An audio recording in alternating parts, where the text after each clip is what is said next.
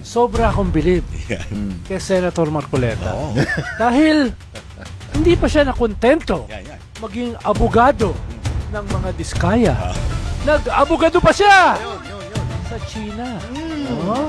At para siyang spokesperson. Hindi siya mukhang senador. Para siyang spokesperson. Kausap daw niya yung Chinese ambassador at nagre-reklamo sa kanya na bakit na lang lagi silang binabanatan. Oo nga.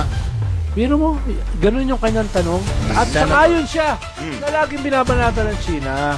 Nakalimutan na niya na ino-occupy ng China ang ating teritoryo.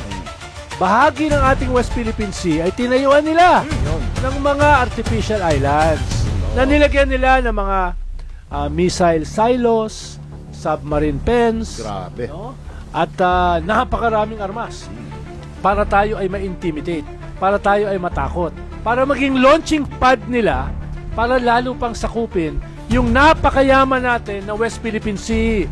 Yung West Philippine Sea, kung saan yung yaman ay ipapamana natin sa susunod na henerasyon ng ating mga mamamayan, yung mga Atin kabataan natin.